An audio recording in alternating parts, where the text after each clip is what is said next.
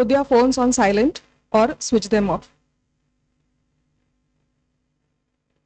On behalf of Deccan Education Societies, Fergusson College, Pune, and Department of Physics, I, Dr. Alka Deshmukh, extend a very warm welcome to all the students and the dignitaries on the dais. We have with us today our chief guest, Professor P.K. Ahluwalia, who is the National President of the Indian Association of Physics Teachers, Principal, Professor Dr. Shyam Mude, IAPT, Sub-Regional Council, Pune, President, Professor Manisha Havaldar, and Head, Department of Physics, Professor Dr. Nandakumar Mandlik. I request our Principal, sir, to address the gathering before we start with the program. Sir, please.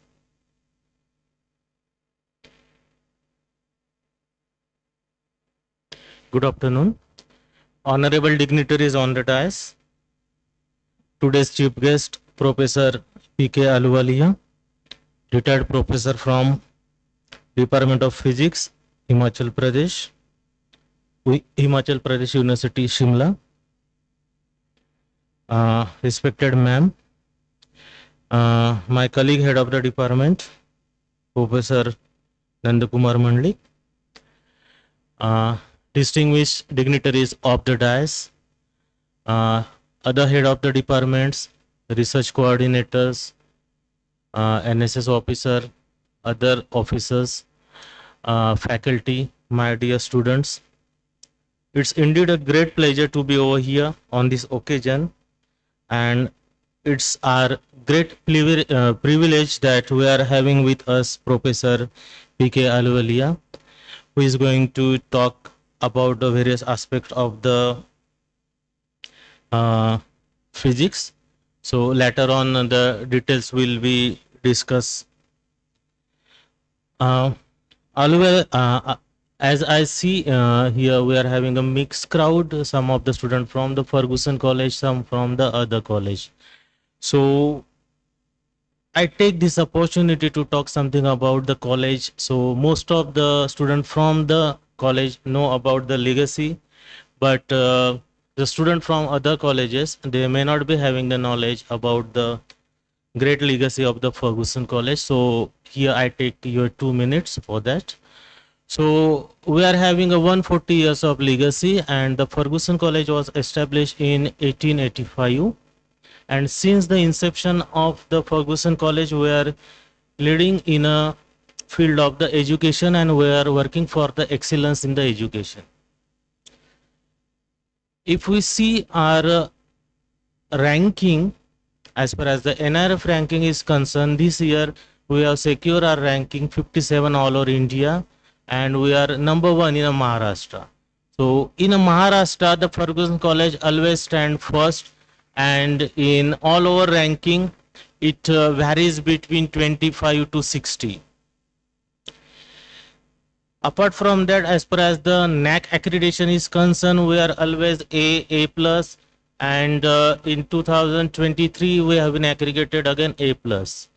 We have received various grants from University Grant Commission, from the DST, UGC Stride, and these grants were used for various purposes. In that, one of the significant purpose is that to inculcate the research aptitude in a student. So as a graduate, as a first year, second year, third year student, and a master student also, so we are trying to develop the interest in a student, so that later on in a master's program their interest may get enhanced. So along with that, as all of you are knowing, that we have already implemented the national education policy. In that, one of the thrust area is a research. National education policy says that we have to go for the research, so that in 2047 we will be the developed country, as far as the vision of our honorable Prime Minister is concerned. So we have got the autonomy in 2016, and from that we have framed our syllabus. We have made the various changes in the syllabus as far as the global demand is concerned. We have introduced the skill-based program, vocational programs, BO programs, and total here we are having 33 in this premises of 65 acre. We are having 23 departments, and 74 programs that we are running. So right from 11th standard, we are having a program up to the PhD. And about this stage here, various stalwarts came over here and gave their speech from this. So notable few names are there that I would like to mention. Mahatma Gandhi has given the talk from this. Apart from that, various other stalwarts had given the, yeah, before becoming the Prime Minister, Narendra Modi ji has given the talk from here only, and then he became the Prime Minister. Yeah. Apart from that, this institute has given two Prime Minister, VP Singh and Narasimha Rao. These two are the Prime Minister, which are the alumni of our Fergusson College. So this is about the legacy of the Fergusson College, and I welcome you all over here for this function. Thank you. Thank you, sir, for introducing our college. I would just like to mention that we are celebrating the International Year of Quantum Science and Technology this year, which marks the 100th year for the development of quantum mechanics. So we are very glad to have Professor Ahluwalia sir with us for this occasion. I request our head of the department, Professor Nandakumar Mandlik, to say a few words about the department. Thank you, Dr. Alka Madam. Good afternoon all the dignitaries from the dais, of the dais. There are many dignitaries above the dais also. Now, I am very thankful to Professor A.K. Ahluwalia sir that he agreed to deliver today's lecture. We have a very long collaboration with IAPT since many years. There are our here senior colleagues in front of us, and we also means every month we receive the volume of the IAPT. This rightly just our principal said, Fergusson College founded in 1885. Fergusson College has a legacy same way. Department of Physics also has a long legacy. It is started in 1903, and many students secure the different key positions at country and all over the globe. One of the students, sir just mentioned, Honorable Prime Minister VP Singh, he was graduated from the Physics Department. He was an ex-student of the Physics Department. Department of Physics, working in many fields. Just I told we have a legacy that we arranging many exhibitions, science exhibitions. Also many students from other colleges visit the Physics Department. And rightly also, we are working in the many fields. Two main fields are the material science and astronomy and astrophysics. More than 80 students from astronomy and astrophysics, they are doing career all over the world. Now, we have a very strong branch of material science here. We have 7 research PhD guides, and 27 PhD students are working under these PhD supervisors.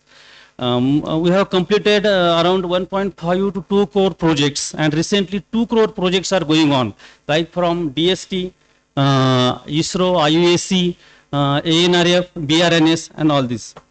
Whatever the research we did here, actually it is very difficult to did the research at college level, because at university level there are all the facilities, but my colleagues and my students are very hardworking. And also from support of our principal and management, almost all the facilities were developed here.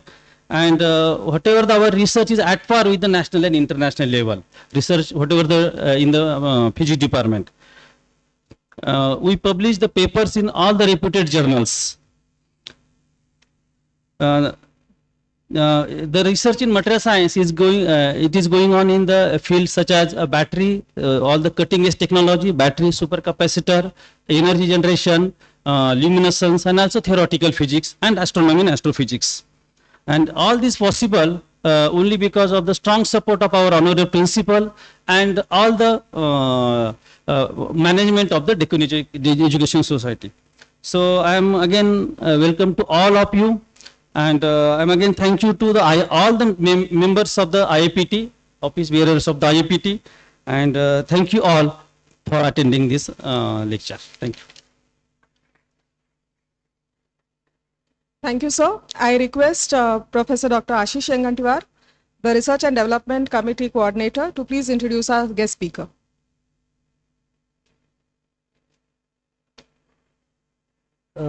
So I am here to introduce stalwart Professor P.K. Ahluwalia. It's my distinct honor to introduce our esteemed guest speaker today, a figure whose career exemplifies intersection of profound research and dedication, education and academic leadership. So let's welcome Professor P.K. Ahluwalia. Professor P.K. Ahluwalia is a retired professor of physics from the Himachal Pradesh University, Shimla. He is a distinguished physicist and prominent educator with over 35 years of teaching experience. His research is both deep and wide, focusing on cutting-edge areas of condensed matter physics, such as dilute magnetic alloys and quantum dots, as well as crucial work in physics education research, aiming to enhance how we teach and learn the subject. His academic career includes significant leadership roles such as coordinator of UGC Special Assistant and DST FIS programs, Dean of Faculty of Physical Sciences, Director of University Institute of Information Technology, and member of various advisory committees for education and public service in the Himachal Pradesh. Professor Ahluwalia has guided 18 PhD students and 34 MPhil scholars and authored 3 books on computational physics. He has 120 research papers in peer-reviewed high-impact journals with a notable H index of 28. His contributions are recognized globally with a robust citation record. He played a key role in establishing advanced research facilities such as high-performance computing laboratories and computer application centers in his university. He also contributed to digital universities like virtual labs. So beyond the lab and classroom, Professor Ahluwalia is currently served as the president of the Indian Association of Physics Teachers. And from his tenure is 22 to 27, highlighting his national influence on the physics pedagogy. So his commitment to the academic excellence and institutional development is evident in his initiative, which include establishing the University Institute, that information technology, and superheading that major academic reforms in that institute. His awards include Commonwealth Academic Fellowship at the University of Edinburgh, the Best Teacher and Academic Administrator Award from the Himachal Pradesh University, and Environment Leadership Award from the Department of Science and Technology, Government of Himachal Pradesh. So I just summarize, sir, some of the things. So is a big CV and profile. So excuse me, Professor Ahluwalia's extensive research includes leadership in professional bodies such as Indian Physics Association, Himachal Physical Society, and Vigyan Bharati. His lifelong dedication has greatly advanced physics education and research infrastructure, inspiring students and educators across the India.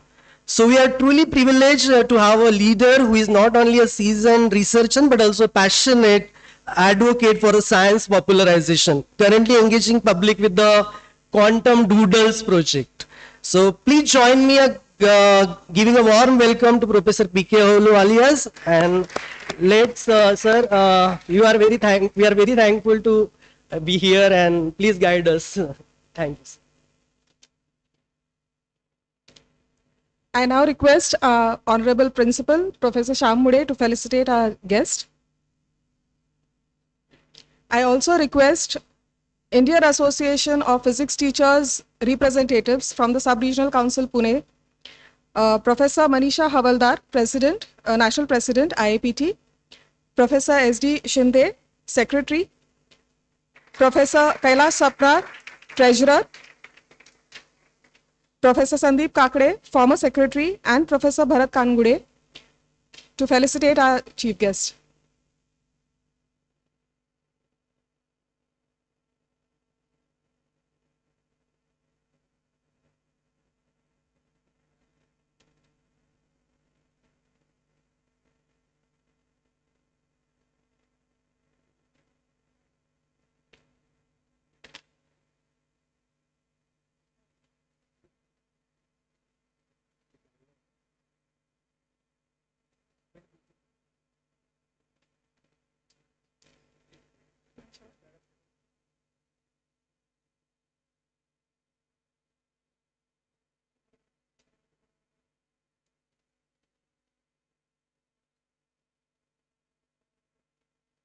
See.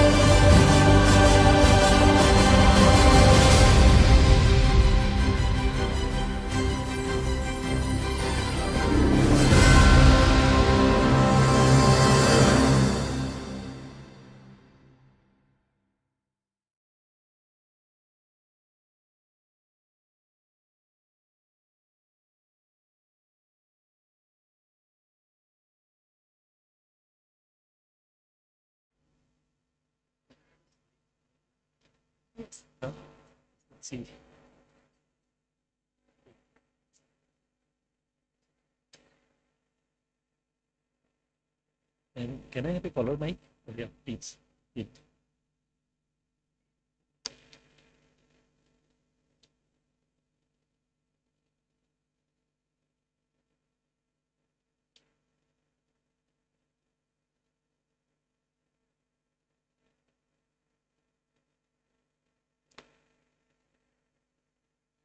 Thank you very much. I hope you are able to hear me. So, a very good afternoon. A very good afternoon. Are you with me? Okay, thank you very much. I'm really very happy to be in Fergusson College. You know, I come from Himalayas. I am from Shimla. And Fergusson College name we have heard a lot. And I was told quite some time back that if Pune has got great learning traditions, it's because of an institution like Fergusson College. And then I was also a member of Sri Aurobindo Society. I was told that Sri Aurobindo taught here in this Fergusson College in French department for 13 years. And that was a kind of a spiritual feeling which I got when I heard about it. So my namaskar to these great men who have nurtured this institution. And I also feel very proud to find very honorable members of Indian Association of Physics Teachers sitting here in this audience. I have Professor Oglapurkar, who is the doyen of IAPT, who is sitting in our organization and who is still blessing us. Only about 8 months back, I had the privilege of being his roommate in training and development center, talent development center at Chelkeri campus of Indian Institute of Science, Bengaluru. You can't imagine the kind of induction effect we get from people like Professor Oglapurkar. They are our role models. And let me also tell you that IAPT's RC Pune has been one of the most dynamic regional councils of the Indian Association of Physics Teachers. Whenever we used to look forward to new ideas to take forward Indian Association of Physics Teachers, those ideas emanated from Pune only. So when you are in such company, you always feel, elated and feel that you are very fortunate.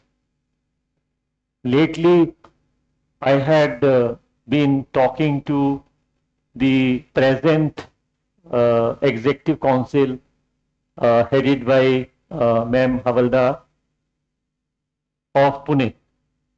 And I could feel that enthusiasm when I talked to her on phone, that to what heights she would like to take this sub-RC with her executive and the colleagues in Pune itself. So my regards to all the members of sub-RC, my special regard to ma'am. We always feel proud of the women members of IAPT. They are the Shakti of Indian Association of Physics Teachers. We should never forget that. And once Shakti operates, you know they can do wonders. And that is a great, great privilege for us to have our members. Another very honorable member who is my very close colleague at the moment is the General Secretary of IAPT. She is Professor Rekha Ghorpade. And I can't tell you that how much she has helped IAPT in shaping up in the last almost 4 years. Full of energy. And she is always after me, sir, ye kaam kyun nahi kar rahe ho aap, ye kaam kyun nahi kar rahe ho aap. So you can very well imagine that I am in the company of great, great people around. As was mentioned by my very worthy colleague, Dr. Ashish, it is because of him that I am here actually. And he made me say, yes, that sir, aap Pune aa rahe ho, to aapko yahan to aana hi padega. So I am here. But in the last 2.5 hours which I have spent on the campus, let me tell you, I saw great things, dear students, of which you are a part. I was witnessing a wonderful report which has been prepared of heritage physics equipment, which is part of the physics department here. As I was entering the physics department, I saw the kind of fundings which our colleagues working in the physics department has got. I think that inspires us, that how the dedicated teachers can do wonders to a department. I also had the opportunity to meet senior colleagues and senior faculty members of the physics department, and I must convey them my big thank you, that your coming today shows me that IAPT is alive and thriving, because if that happens, I think our mission and vision will definitely be fulfilled. This year, we are celebrating International Year of Quantum Science and Technology.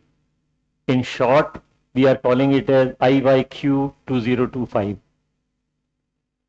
And when we are talking about this, let me tell you that Indian Association of Physics Teachers has had a wonderful year this time.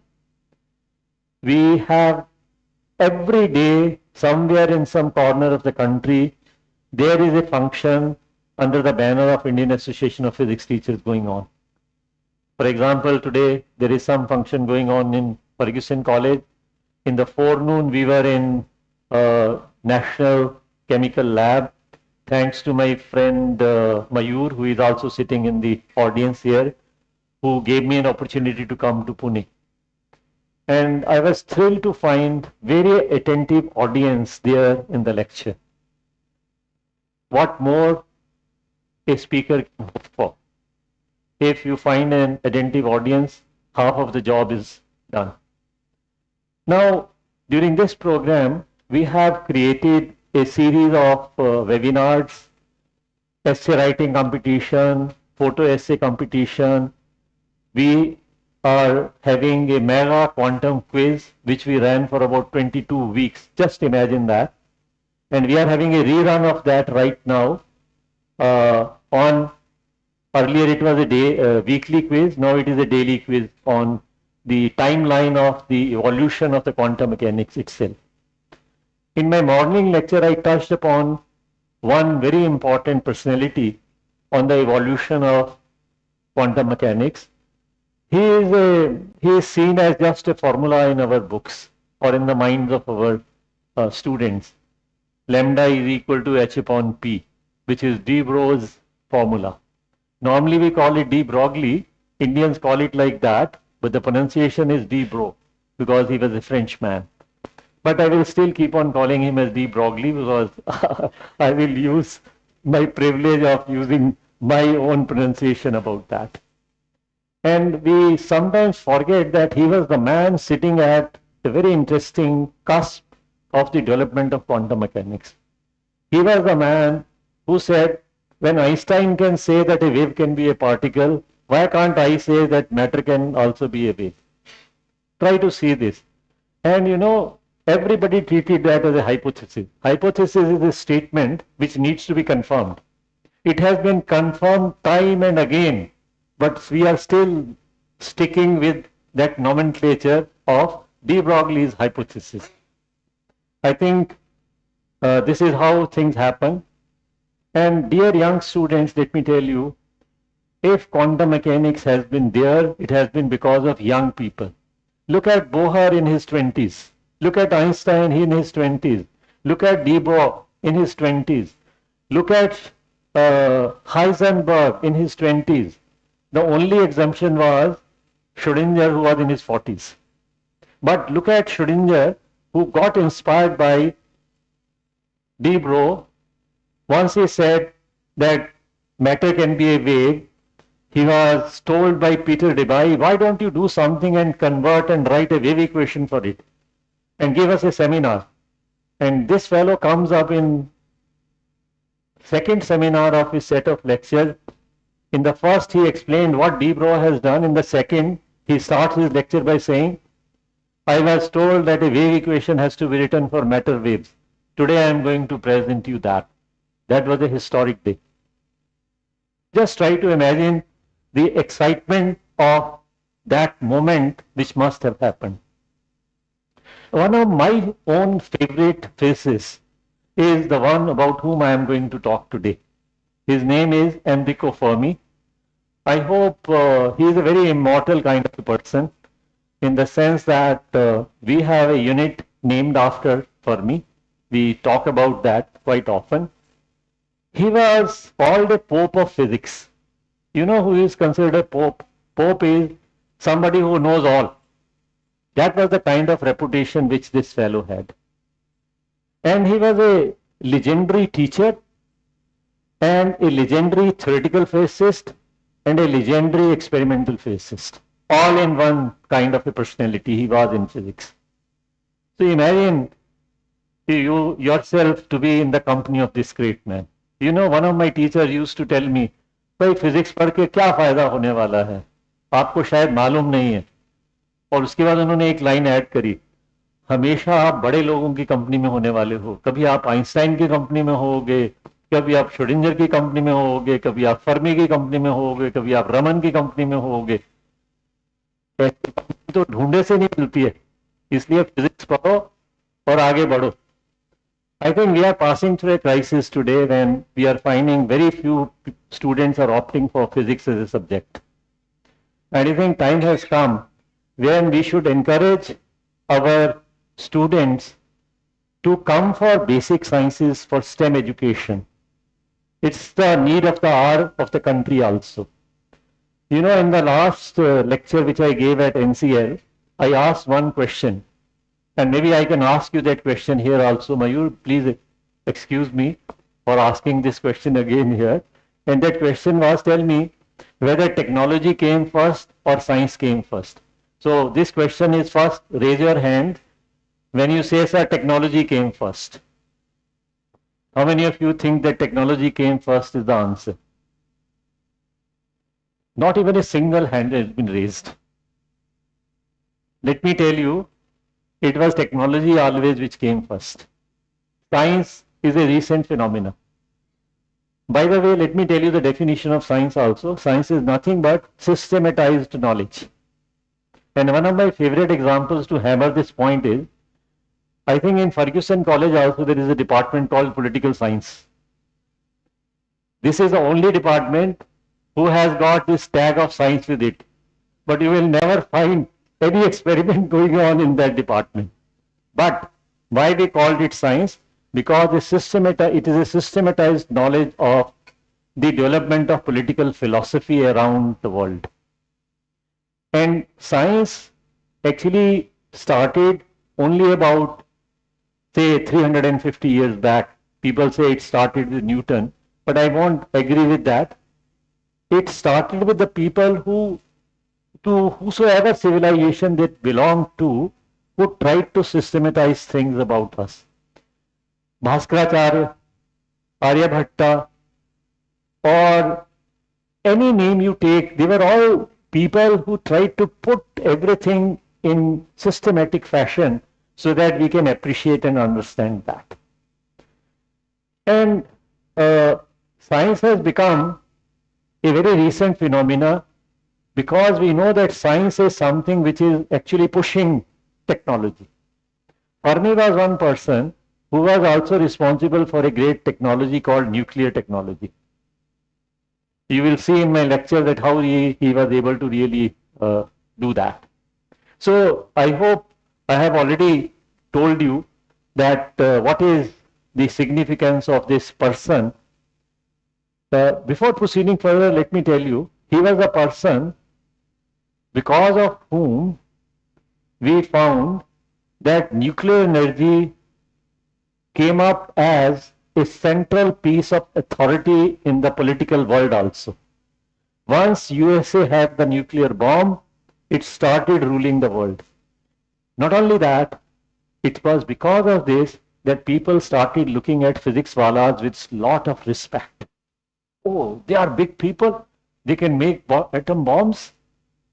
They are worthy of respect. I don't think that we should see it in that sense. But they are the people who said energy is the key of progress around us in the society. This is a very important part of the whole thing. So he was born in 1901 and he was an Italian actually. And he was son of a person who was in the Ministry of Communication at that point in Italy. And his father had a colleague who first of all told him that your son has got lot of genius, intelligence sitting in his head. So please take care of him. And why don't you really nurture him for studying mathematics?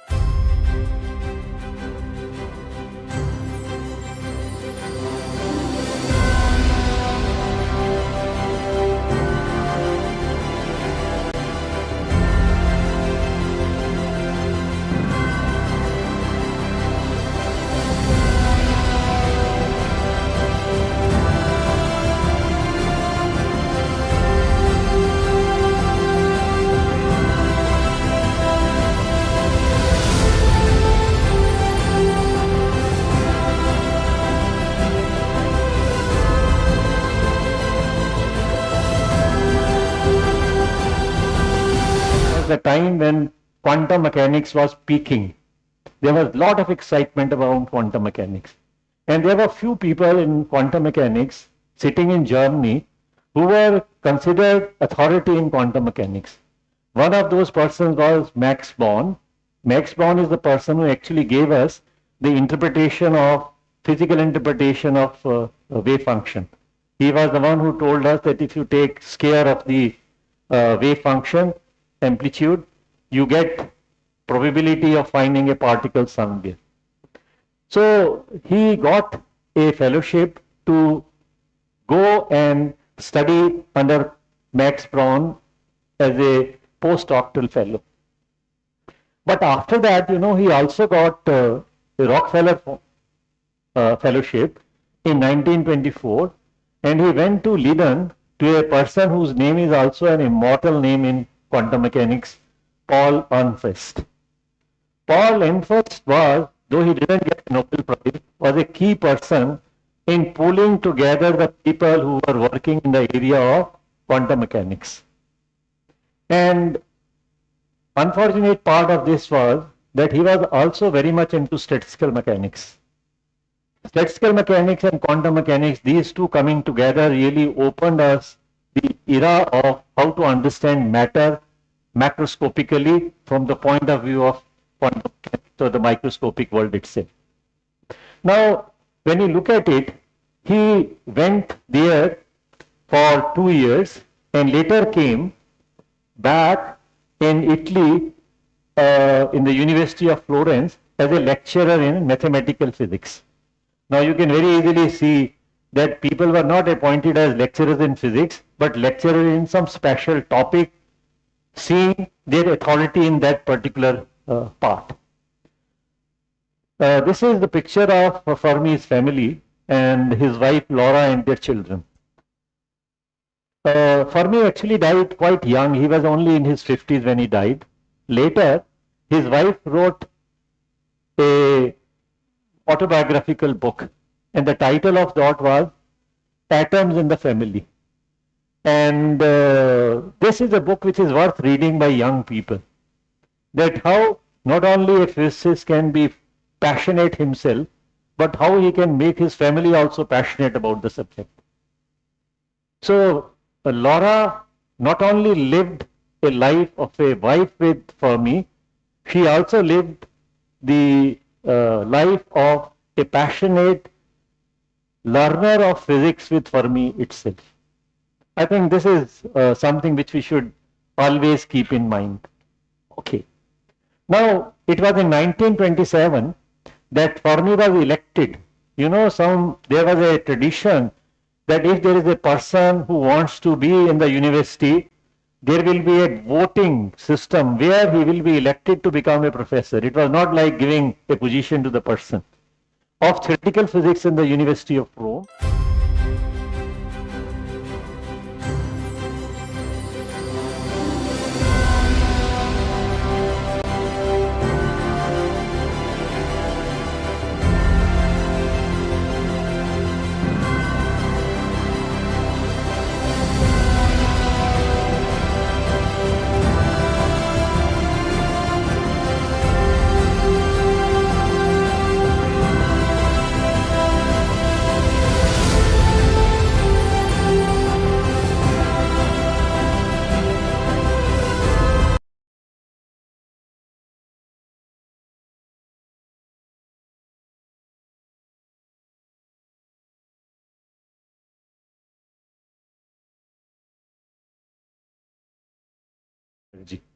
Nuclear physics.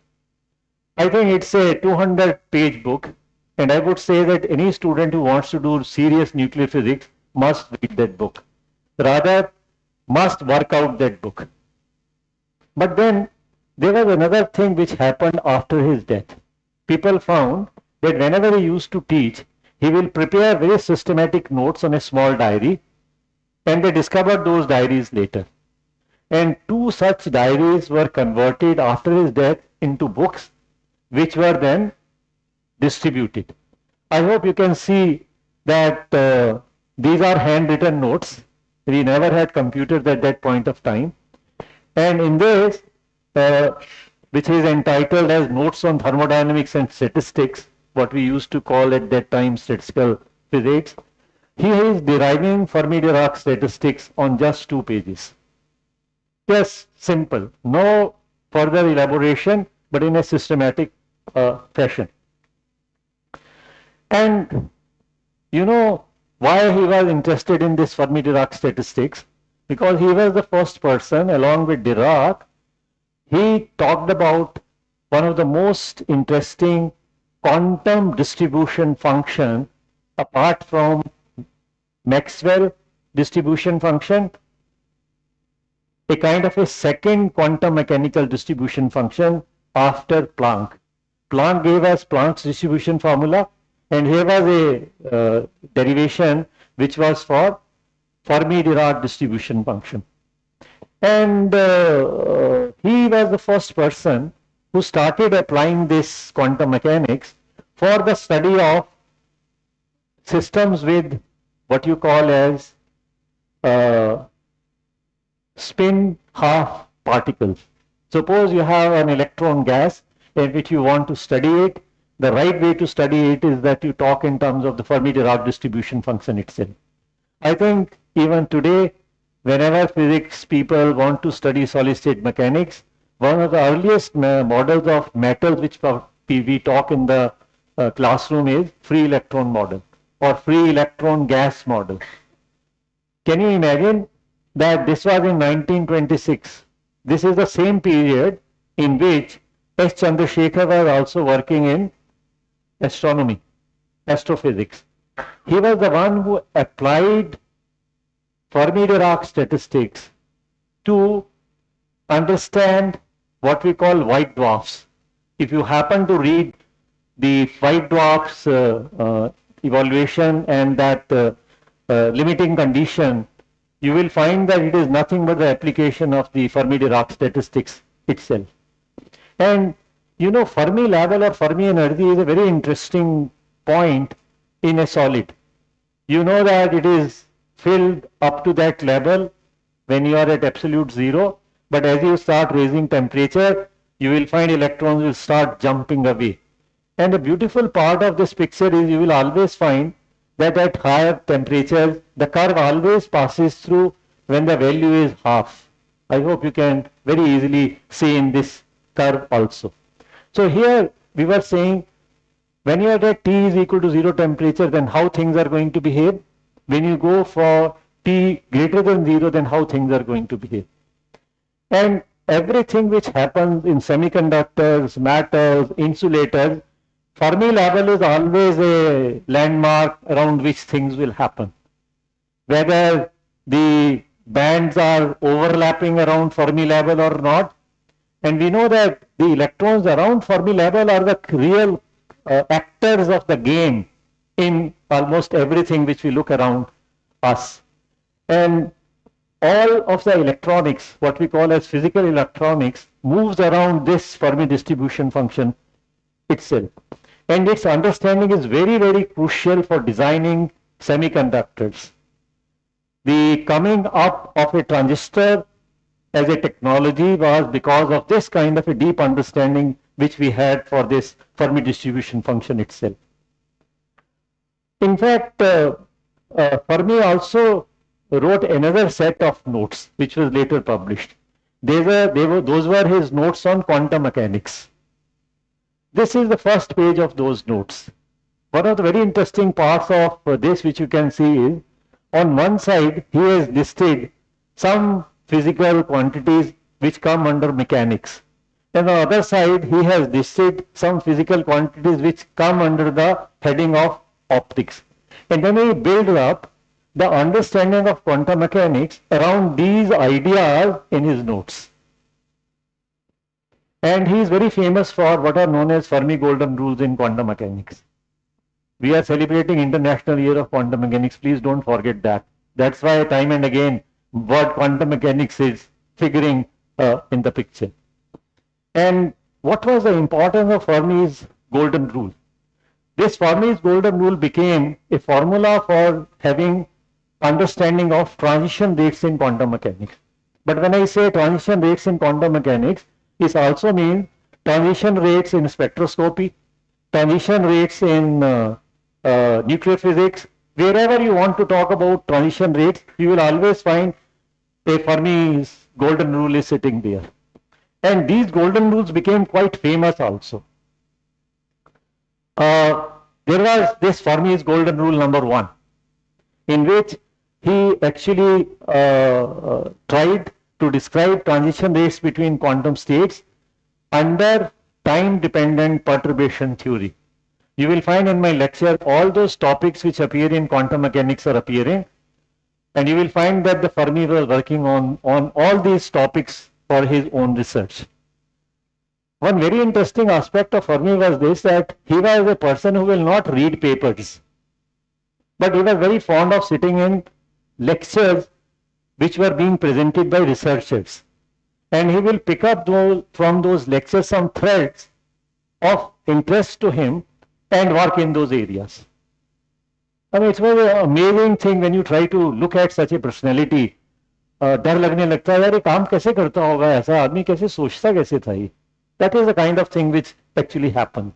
And then he gave this famous formula, which is Fermi's golden rule number 1, we are calling it, which tells us what is the transition rate probability per unit time. Then we find it had huge implications and applications.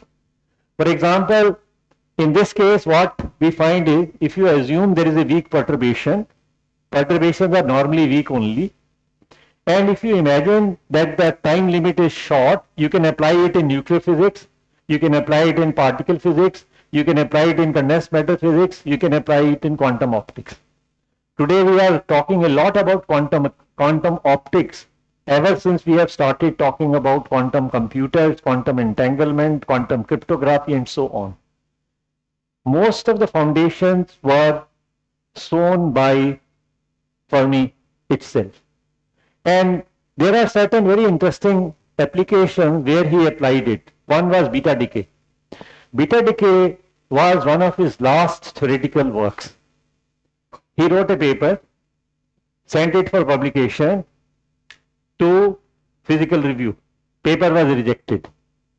Laura in her book writes that he came back and he said, look, Laura, I'm sorry, people are not understanding me. And I am not now going to continue with theoretical physics. That was his last work. It was published later. It was also given a Nobel Prize. You can see what was the importance of that. And then he also applied this to electron-phonon interactions. He also applied it to photo emission also. So all these things tell us the kind of sweep and the authority which Fermi had. I hope by this time in this lecture you must have realized why I have named this lecture as Pope of Physics. This was the reason. And these are so many examples which are very, very influential examples in atomic spectroscopy, laser physics, radiative lifetimes, etc., etc. There is one example which I want to give you about the ideas which Fermi had in his mind very interestingly.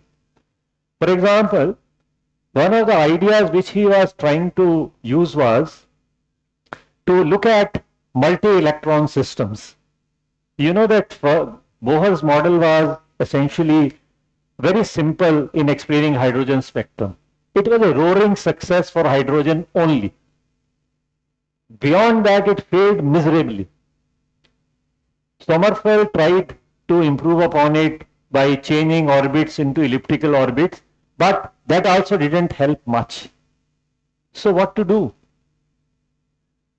He came up with a very new idea which has really shown us a way how multi-electron systems can be studied in a systematic fashion. Go to any quantum mechanics book, you will find there is a model called Thomas Fermi model in quantum mechanics books. There, the idea was how to explain the electron distribution around nucleus by making use of what is known as density functional idea. Many of you who are sitting here must have been working in chemistry or physics using density functional theory to do simulations. First idea was actually given by Fermi. That is one of the very famous works which he actually did. So later, you know, people started improving on this, and they gave us Fermi golden rule number 2, where we had not just ordinary perturbations but periodic perturbations. There they were able to make lot of improvements.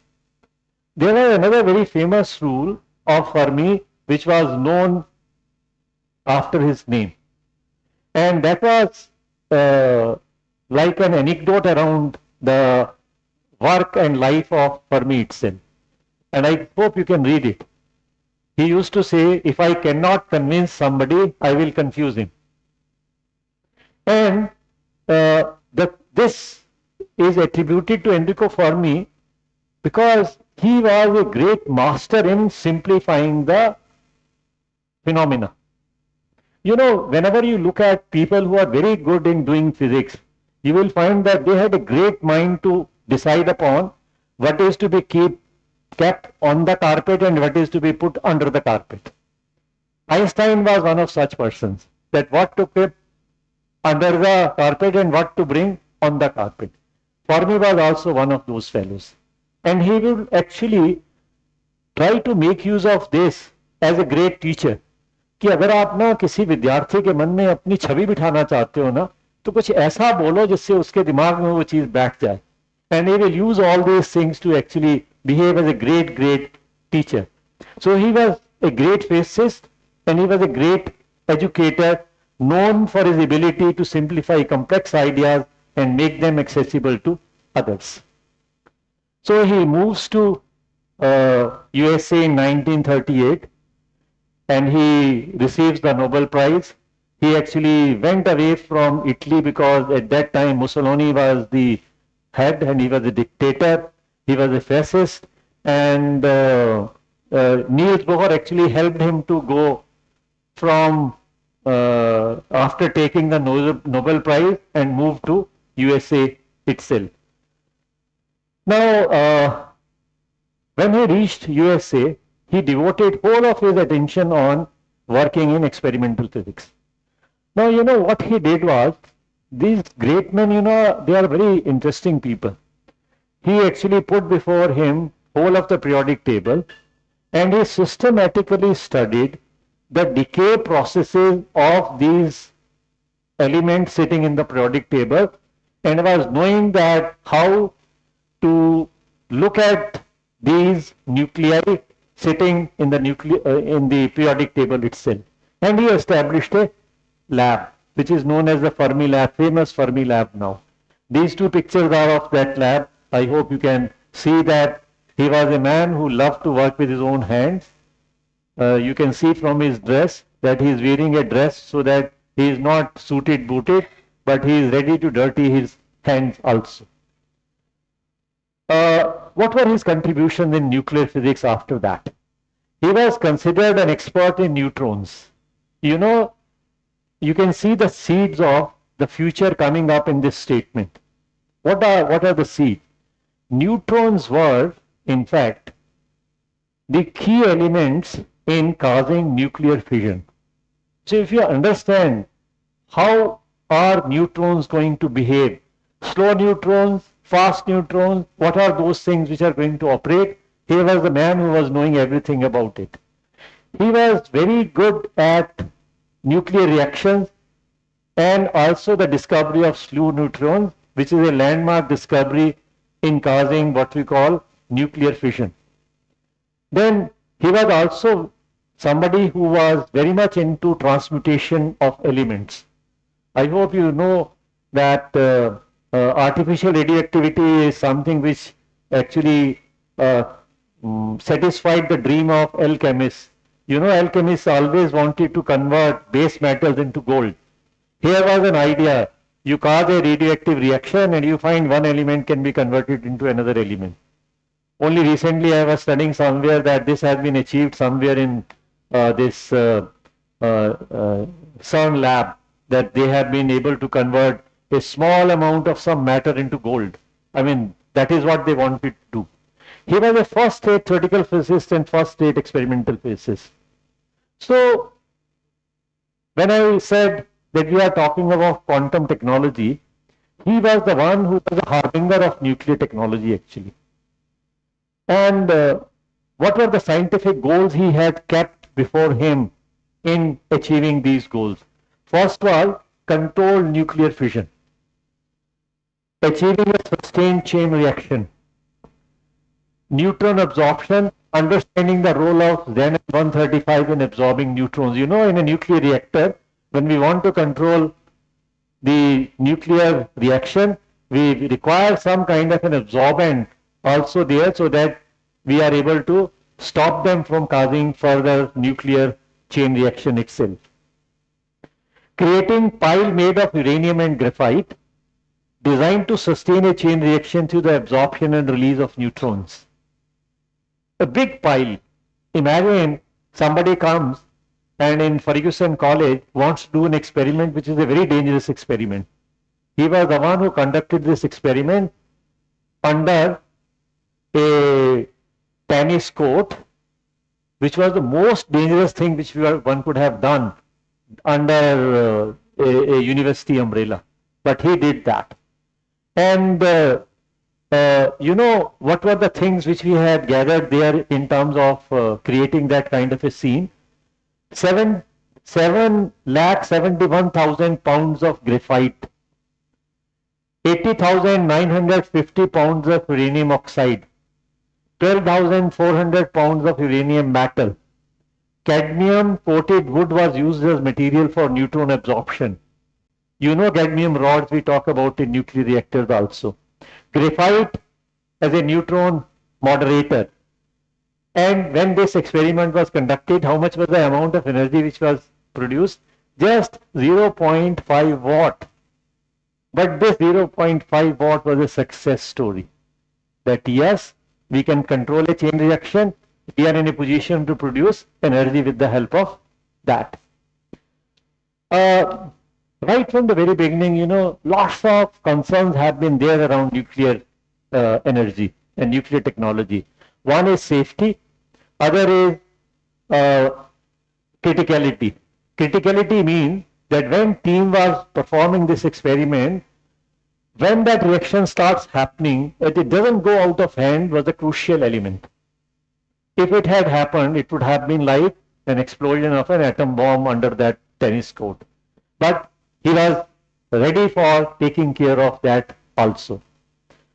There are, you know, whenever we talk of nuclear energy, there are lots of ethical issues which go around that. And the success of this experiment, which was also known as CP1 experiment, this paved the way for nuclear energy production. It was also a harbinger of Manhattan Project. Those of you, I don't know how many of you have heard the name of Manhattan Project. It was the project under which atom bomb was first of all made. And all the physicists around in USA, you know, came together to build that thing. Mind it, I am not saying all the engineers came, all the physicists came. That is the power of a physics wala, provided they are pulled together to do and achieve the mission. When Enrico Fermi was asked, very plainly he said something. The fundamental point in fabricating a chain reacting machine is of course to see to it that each fission produces a certain number of neutrons, and some of these neutrons will again produce fission.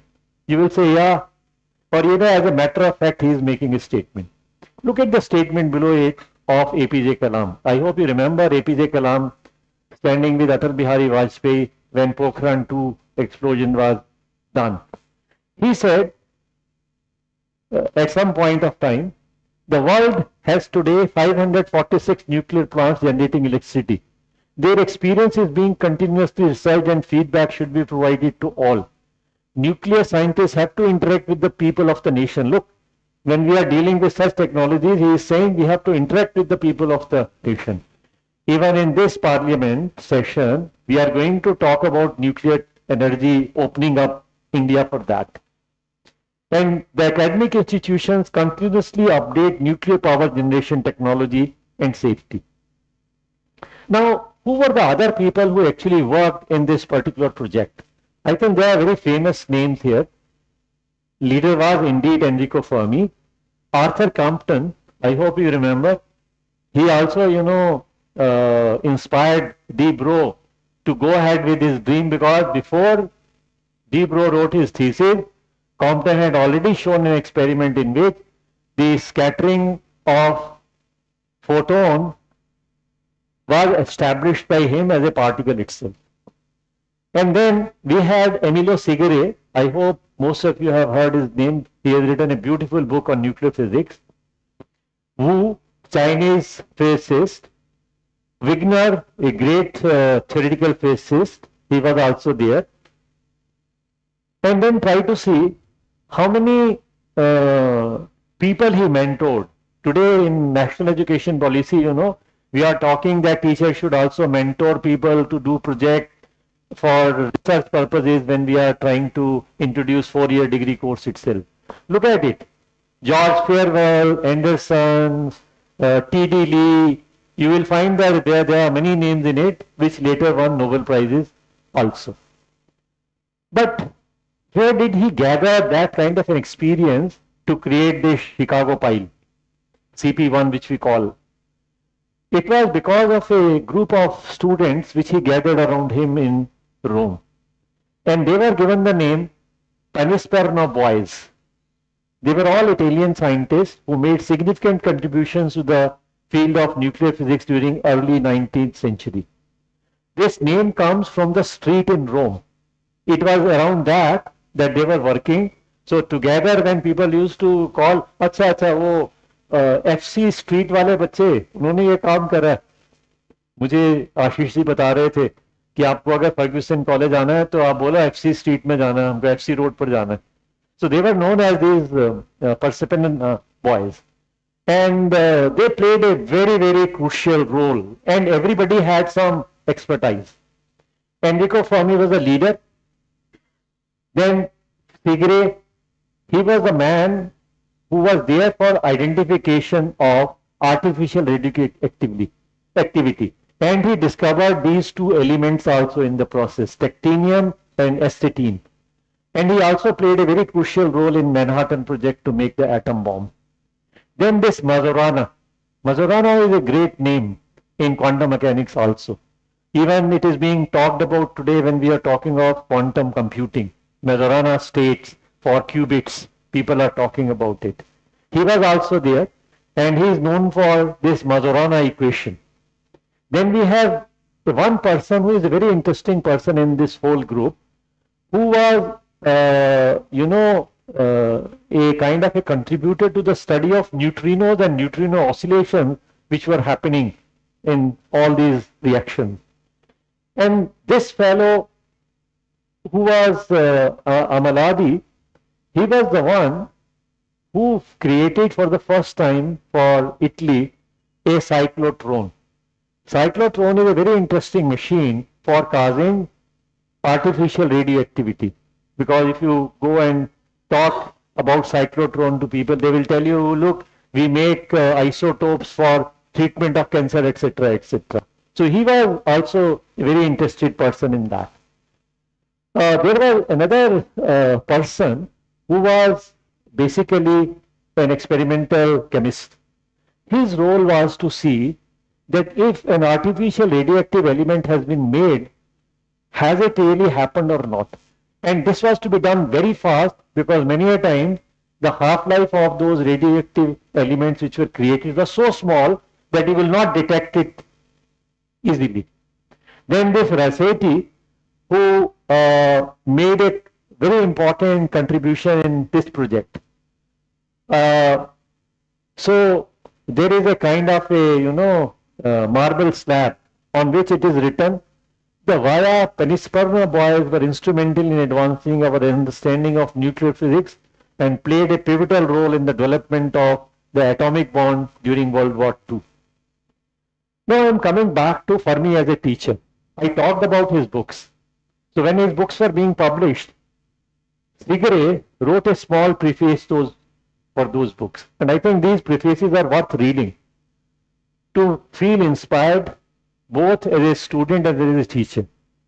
Enrico Fermi was all his life a devoted and very successful teacher. Not only did he fulfill his academic duties with great thoroughness and diligence, but he made a real effort to present physics in a clear, simple, easy way. This apparent simplicity often was the result of deep meditation on his part, started in early youth when he was his own pupil. There is a record of this work in his own notebooks, in his published notebooks, and in his original papers, as can be traced by a perusal of the collected papers. Fermi taught at one time or another almost all of physics.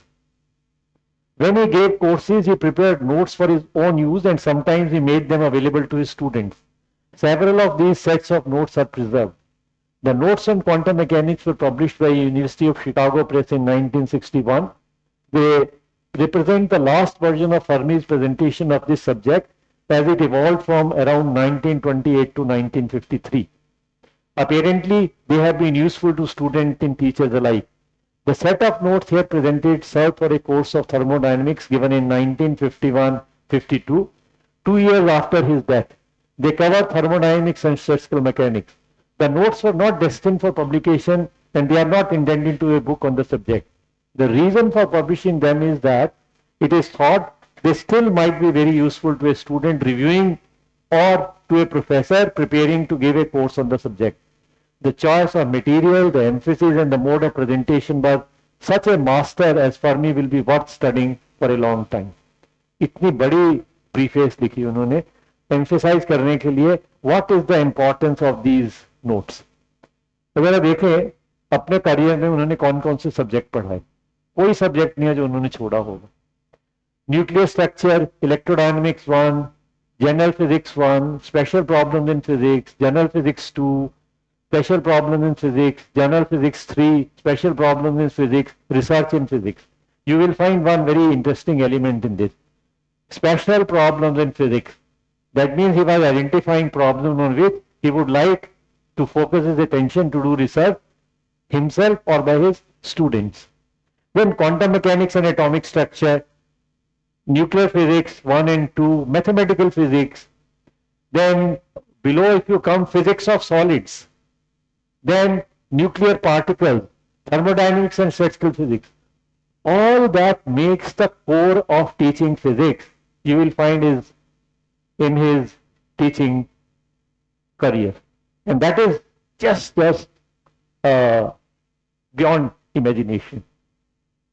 Dear students, I would like to have your special attention on what I am going to share with you now. He was a master of estimation, art of estimation, what we call. For example, he will come in the class and he will float a problem like this. Can you count how many hair are there on your head? And he wanted that the student will come up with a model and he will tell us what are the assumptions which are going to go into that. And he will also tell that once this model is proposed, how he is going to implement that model also. I mean, this was his way. And his emphasis was on problem solving, simplicity and clarity. Given a problem, he would say, guess the answer. He would say, tell me, how many piano tuners must be there in New York City? आप बोलोगे कैसा सवाल कर दिया? Or he will ask, how many water connections are there in Pune city? Can you guess? Make a model and try to do the things. Now this is why we say that physics people are not just physics people, they are problem solvers. Because they can indulge in these kinds of exercises also. And he was mastering a rule which he was trying to tell people. Divide and rule. Break down the problem into smaller parts, take estimate of each part and multiply together to get the overall estimate. Estimate by bounding. Now what does it mean? Means imagine if you are estimating something, छोटे से छोटा कितना हो सकता है इसका answer और बड़े से बड़ा कितना हो सकता है. For example, I am standing in front of you. I will ask you, can you tell me how many rupees are there in my pocket? It's an interesting question. You will say, sir, ये कैसे guess करेंगे? मैं बोलूंगा देखो भाई अगर कोई मेरे से सवाल पूछता तो मैं ये कहता मेरी जेब में 0 पैसे हैं. मैं आज पैसे लेके जाता ही नहीं हूँ मार्केट में. आज तो मेरे पास मेरा यूपीआई है, पेटीएम है और ये है वो है. बट फिर भी इमरजेंसी के लिए कुछ तो पैसे रखता हूँ. So I am trying to modify my assumptions and see you have come from such a place, so for emergency maybe sir between 5,000 and 10,000 rupees you must be having some money in your pocket. What I am doing, I am bounding. Take an average, compare the answer. Always doing this. Take an average, compare the answer. For example, he will come with a jar of cookies in his classroom and he will ask, can you guess how many cookies are there in it? And then if people will come with the answer, they will say, how did you arrive at this answer? What was your assumption? What was your model? How did you arrive at this particular result? And then he will say, okay, come on, let us count the cookies. Is this the right answer or not? For me, I always preferred not for once we have identified, lower and upper bound, we will say, let us do the average and that will be the answer. whenever he tried to really emphasize, he will say, don't go for arithmetic averages because they are biased in favor of higher values. Go for geometric means. Take the things and try to go for geometric mean. So he will always say, arithmetic means are always skewed to extreme values. छोटे की तरफ या बड़े की तरफ skewed रहेंगी वो. Pitfalls, bounds as to overestimated or underestimated, wrong model, choosing a non-linear problem. All these things also get highlighted. He also had a wonderful collaboration with Professor S. Chandrasekhar. And when they wrote a paper on problems of gravitational stability in the presence of a magnetic field, अब देखिए pope इसीलिए बोलते हैं, अब वो work कर रहा है किसके साथ, एस्ट्रोफिजिक्स के वाले के साथ, and they both divide their work and one can identify कौन सा पार्ट फर्मी ने किया होगा और कौन सा पार्ट जो है चंद्रशेखर ने किया होगा. Fermi gave estimates and Chandrasekhar was doing all analytical things in that. The beauty of that paper is just wonderful, worth looking at. For example, estimating the number of piano tuners in a city. Assumptions, then you estimate the number. I will go through it quickly. Estimating the number of grains of sand on a beach. आप sand पे खड़े हो, अपने आप से सवाल पूछ रहे हो कि कितने ग्रेन्स होंगे. ग्रेन्स, नॉट एरिया, ग्रेन्स, दो स्मॉल स्मॉल सैंड के particles.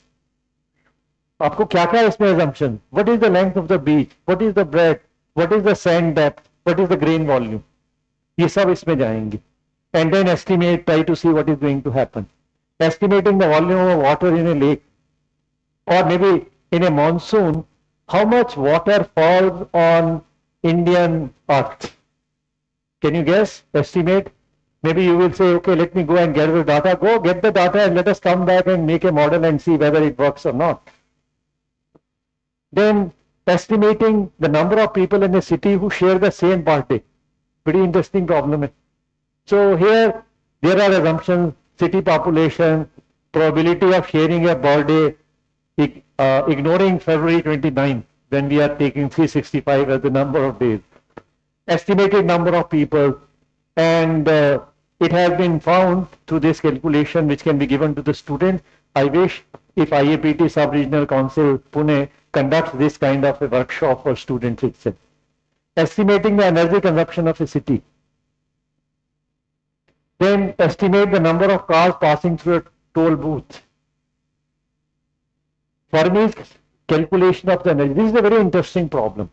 You know, when first atomic bomb was, rather explosion was tested, everybody wanted that we should know immediately कितने TNT का blast था. And people are saying that we will take some time, we will do calculations on the computer, then we will come with the answer. Fermi had taken on the site in his pocket a postcard. What he did was he cut it into pieces and aligned those postcard pieces on a line. There was a shock wave which was generated. He calculated by how much amount these cardboard pieces have moved, and then from there he estimated what must be the TNT of that explosion. After 1.5 months, when the results done by the computers came, the estimate was in order of magnitude very close to the answer. So that is the kind of beauty, you know, which he was able to achieve. So why Pope of Physics? Due to following qualities. उनके जो दोस्त थे, मित्र थे, researcher थे, वो हमेशा ये सोचते थे कि यार इस बंदे के पास जजमेंट बड़ी जबरदस्त है चीजों, इसके पास जाएंगे तो जो बोलेगा ना उसमें वैल्यू है. Authority, expertise, contribution made. It is not just expertise. People were, you know, underlying that because of his authority in each of the topics which he was talking about. Universalism. He made significant contribution to various branches of physics. This nickname reflects his reputation as a highly influential and authoritative figure in physics. Then what was the Fermi's way of doing research? Fermi didn't read the journal regularly, Instead, he often asked experts to bring him up to date on some topic of current interest. He had a considerable interest, both theoretical and technological, in superconductivity, for example. And it was he who got Matthijs, a great superconducting man, then on the Chicago faculty, that he should get interested in high temperature superconductivity. In 1953, Fermi almost died, right? And high temperature superconductivity was discovered in 1987. Look at how they were known for the problems in physics they were talking about. And the final thought, why Fermi's work and teaching style remain relevant today? A question we need to ask in the light of implementation of National Education Policy 2025. Must be thinking you should write National Education Policy 2020. I am not writing it. I am writing it as 25. 2020 में तो वो एक छोटी सी booklet I. After that, so much has been unfolded before us in implementing National Education Policy that today we are talking of a student who is going to go out after doing a BSc degree. Then, what attributes we can see in that student after going out? Can we tell an employer that this physics student has these attributes which can do wonders in your business? I think we need to really look at these aspects also. Some Fermi quotes. If I could remember the names of all these particles, I would be botanist. And then the second one, try to see. There are two possible outcomes. If the results confirm the hypothesis, then you have made a measurement. If the result is contrary to the hypothesis, then you have made a discovery. Then the last one, before I was 20, I was not aware that anything was difficult in physics. After I was 25, I was aware that everything was. So, dear friend, these are the references. If you want to click this picture, you can click and explore these references further. I hope you enjoyed this afternoon, and I could see that you were with me in this lecture. Thank you for that. Thank you very much. So, if you have any questions, you can raise your hand, but come on the stage. Okay, I want to click a picture with you. Yeah, please raise your hand. Come on.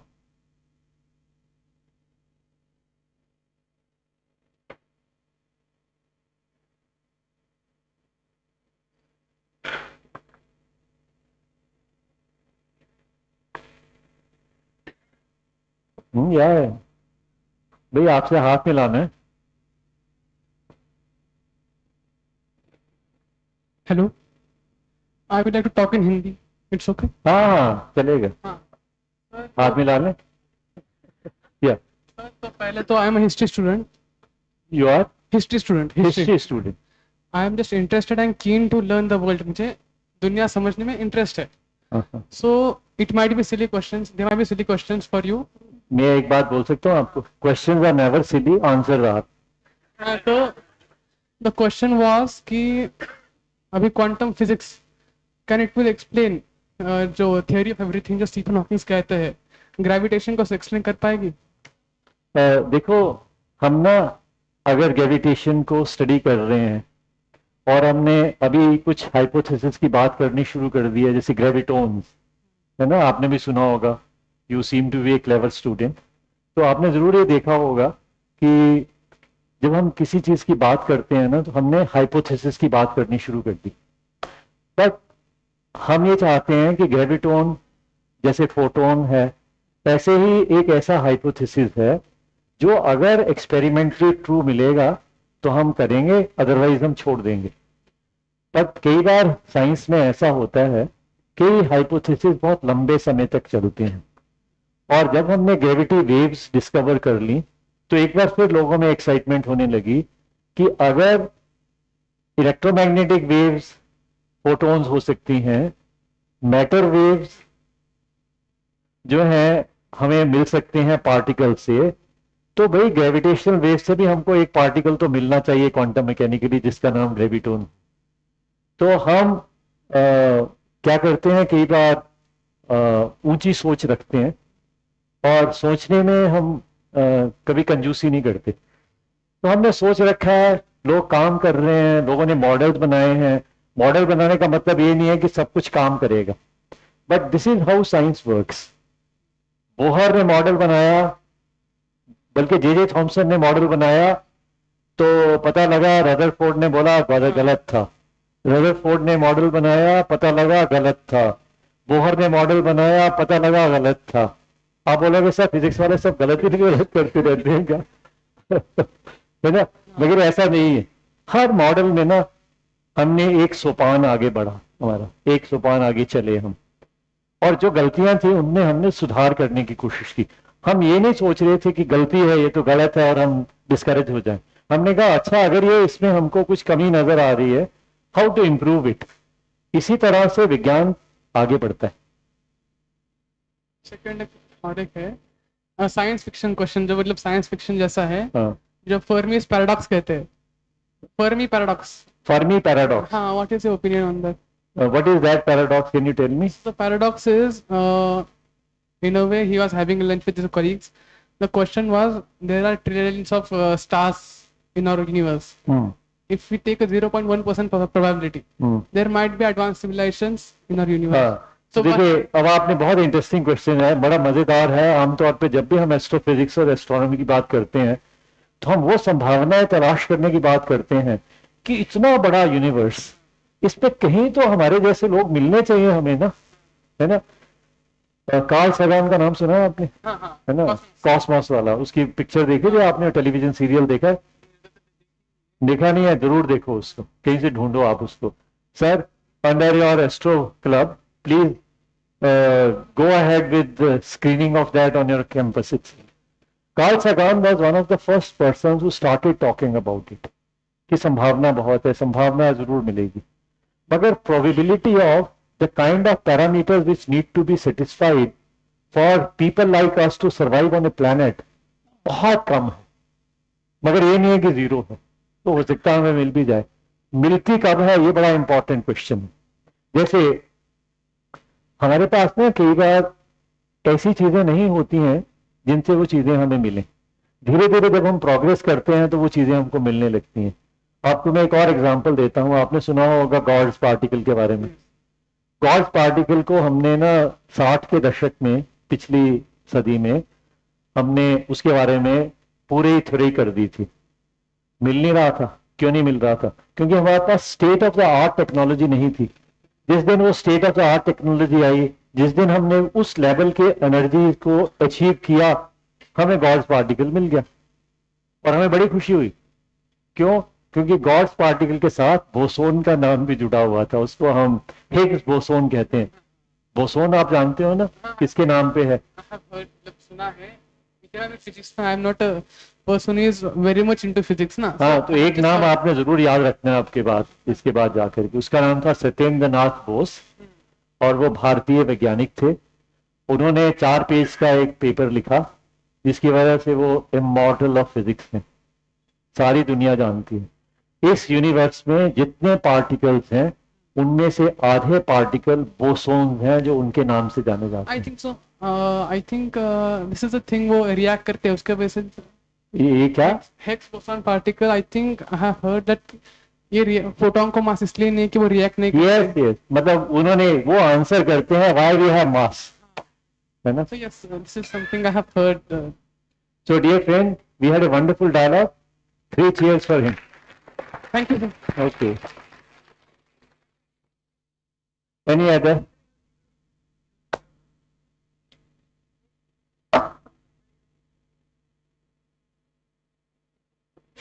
हमारी सिर्फ शर्त यह है कि आपको stage पे आना पड़ेगा सवाल पूछने के लिए।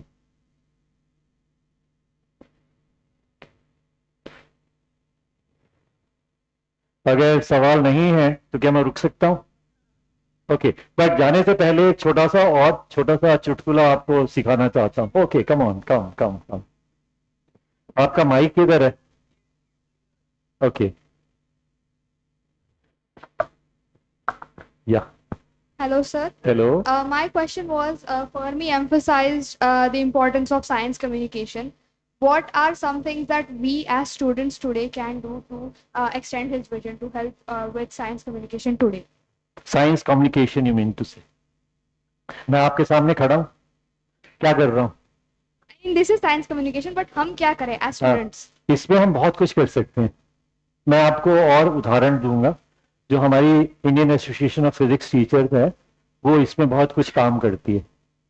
जैसे अगर आप चाहो, आपको कोई ऐसा एक्सपेरिमेंट जो बहुत अच्छा लगता हो, आप उसको बनाओ, मेरी तरह स्टेज पे आओ, लोगों को दिखाओ और ताली प्राइज के रूप में प्राप्त करो, है ना.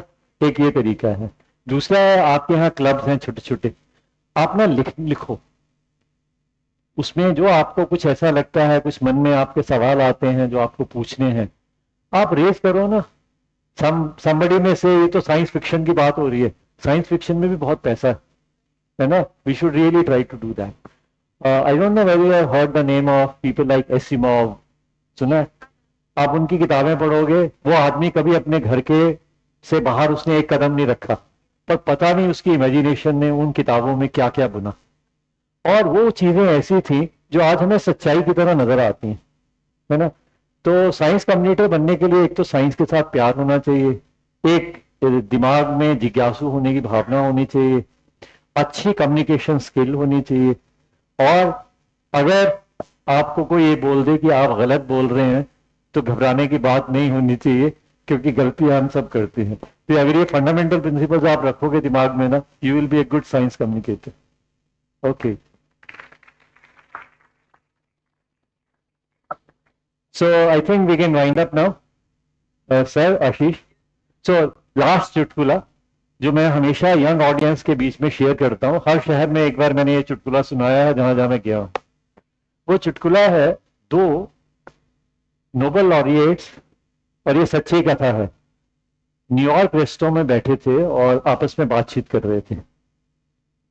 उनमें से एक की उम्र लगभग 84 वर्ष की थी और दूसरे की लगभग 48 वर्ष की थी. 48 वर्ष वाला नोबेल लॉरिएट था, बड़ा यंग था, और 84 ईयर्स वाला बड़ा सीनियर था और बड़ा एक्सपीरियंस था. तो जब आपस में बात कर रहे थे तो young Nobel laureate he started feeling very convinced, और उसने एक सवाल कर दिया सीनियर नोबेल लॉरिएट को. सीनियर लॉरिएट का नाम था I Rabi. He was an atomic spectroscopist. और जो जूनियर वाला था उसका नाम था, मेरे दिमाग से नाम गायब हो रहा है, बट मैं आपको बाद में बताता हूँ. तो उसने ये कहा कि Rabi, you must have been very smart when you were young. Can you tell me what is the secret? इस बच्ची ने जब ये आकर के मुझसे पूछा, बिल्कुल ऐसा ही कुछ स्मॉल सवाल था. तो उसने कहा, yes, I was Indeed very smart. So he said, what was the reason? He said, my mother was the reason. He said, how come your mother was the reason? He said, whenever I used to go back from school and throw my bag in the drawing room, I would always hear a voice coming from the kitchen. Rabi, did you ask a good question today? I hope it's a very interesting part of the story. So वो जो young faces था, उसके दिमाग में फिर एक question आ गया. उसने कहा, Rabi, I understand that your mother was inspiring you to ask a question, but what was her meaning when she said good question? And he gave a very beautiful reply to that. He said, when somebody asks a question, and that is a good question, that helps us to know what we do not know. अगर मैं यहाँ पे रुक जाऊंगा ना, आपको लगेगा इसमें क्या बड़ी बात है, ऐसा ही होता है. But after that he added something very important. He said, most of the times we do not know what we do not know. And a good question is the one which helps you to know what you do not know. Underline this. Asking questions is very, very important. अब ये जो young Nobel laureate था, ये बहुत शरारती भी था. इसने पूछा, राबी, गुड क्वेश्चन का तो मतलब समझ में आ गया, but what is a bad question then? He said a bad question is the one which you ask when you know the answer but you want to pull the leg of the person from whom you are asking the question. So thank you very much. Enjoyed it.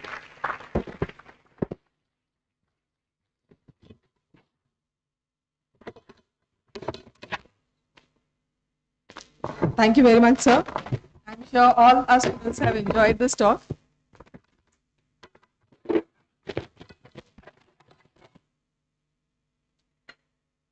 Thank you for reintroducing a very well-known physicist, Enrico Fermi. I'm sure all of you have got a new perspective on physics right now, and also I'm sure you have encouraged our students to look at physics from a different aspect. I'm very thankful to you, sir. I would also like to propose a vote of thanks. I would like to thank Professor Manisha Havaldar, President, Indian Association of Physics Teachers, Sub-Regional Council, Pune, Chapter, Professor Bharat Kangude, Dr. Sandeep Kakade, former Secretary IAPT, Dr. Shashikant Shinde, Secretary IAPT, Dr. Kailash Sapnar, Treasurer IAPT, all the senior faculty members, Professor Ogla Purkar sir, of the Department of Physics, heads of the departments, all my faculty colleagues from senior as well as junior college, all our students from the senior as well as junior college, and a very big thank you to all the student volunteers who have helped us in arranging this guest lecture, and also the non-teaching staff of our college. I'm thankful to all of you for attending this talk and asking very interesting questions, and I'm sure all of you are taking something very good along with you today. So, thank you. Please. Actually, you know, in the spirit of this lecture, I lost to tell you something, particularly young student. You can see here is the website link of Indian Association of Physics Teachers.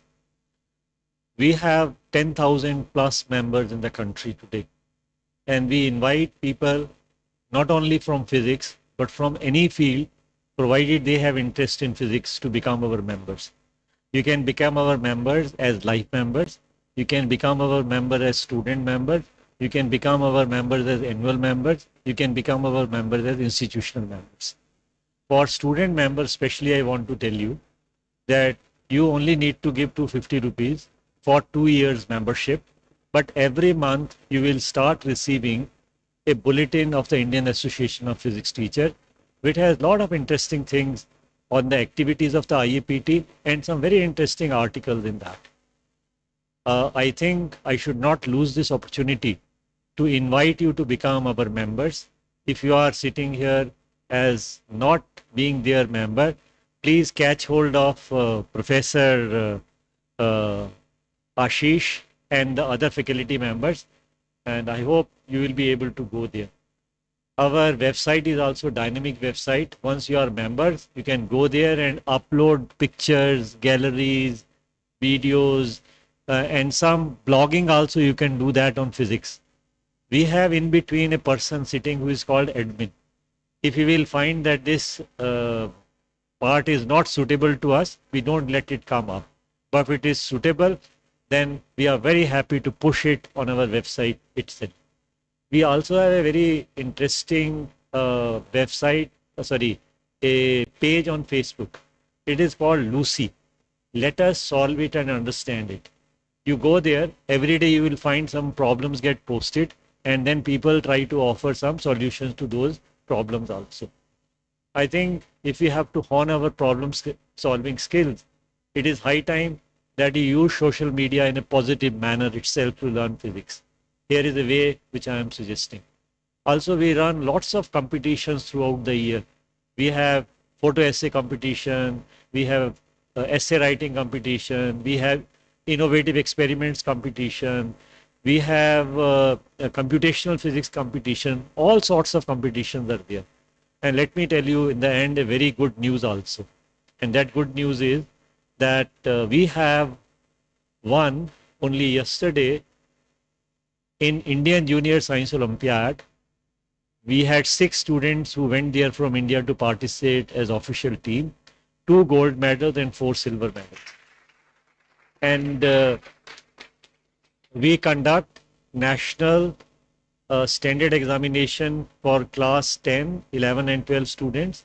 We also conduct, particularly for the students who are here, a national graduate examination in physics, which can get you admission in research institutes like S.N. Bose Institute, Calcutta, directly without entrance examination also. For +2 students, if you do well in our Olympiad program, all those who are selected in the camps, final camp of 30 students, IITs have opened their gates for them also, and you can get, without sitting in the entrance, joint entrance examination, a seat there. So become part of IAPT, enjoy these privileges. Thank you very much. Thank you, sir. I would also like to thank our team here who is live streaming this lecture. And finally, last but not the least, I would like to thank Department of Physics, Fergusson College and Deccan Education Society for allowing us to arrange this talk. I request our guest speaker and IAPT members along with our student volunteers to please come on the stage for a photograph, and I declare that the session is over. Thank you, everyone. I'm sorry, I request all the senior faculty members also to please join us. Please. Memory one. I request Department of Physics, old, new, and always young staff to please come on the stage.